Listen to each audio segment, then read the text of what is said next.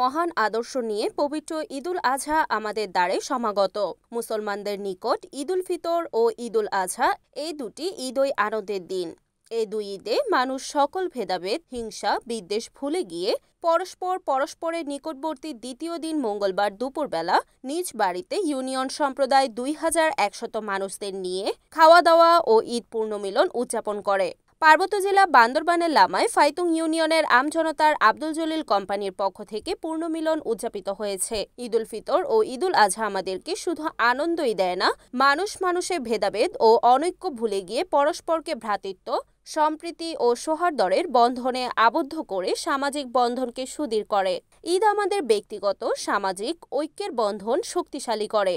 পবিত্র ঈদুল আজহায় মহান আদর্শ ও শিক্ষাকে আমাদের চিন্তা ও কর্মে প্রতিফলন করতে হবে। ত্যাগের মহিমান্বিত প্রতি বছর ঈদুল আজহা আমাদের মাঝে ফিরে আসে। স্বার্থপরতা পরিহার করে মানবতার কল্যাণে নিজেকে উৎসর্গ করা কোরবানির শিক্ষা। হিংসা, বিদ্বেষ, লোভ, ক্রোধকে পরিহার করে সমাজের শান্তি ও সম্প্রীতি প্রতিষ্ঠায় আত্মনিবেদিত হওয়া আমাদের কর্তব্য। পূর্ণমিলন আয়োজনে আব্দুল জলিল কোম্পানি বলেন, সম্প্রীতির বান্দরবান পার্বত্য চট্টগ্রাম বিষয়ক মন্ত্রণালয়ের সাবেক মন্ত্রী, সংসদীয় স্থায়ী কমিটির সভাপতি, পার্বত্য জনপদের বীর বাহাদুর উষয় সিং এমপির এবং লামা উপজেলা চেয়ারম্যান, পৌর মেয়র সহ সিনিয়র নেতারা আপনাদেরকে সালাম জানায়। এবছর ফাইতুংয়ে ঈদের আমেজ এখনো পুরোপুরি আছে, তবুও সবাই সাধ্যমতো চেষ্টা করেন একে অন্যের সঙ্গে কুশল বিনিময়, কোলাকুলি, খাওয়া দাওয়া এবং ঘুরে বেড়ানোর মধ্যে ব্যস্ত থাকতে। এরপরে চলে বাড়িতে রান্নার পর্ব।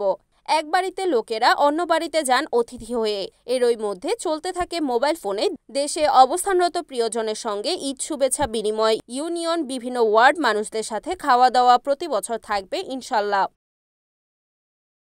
রিপোর্ট ইসমাইলুল করিম, NAN TV, বান্দরবান।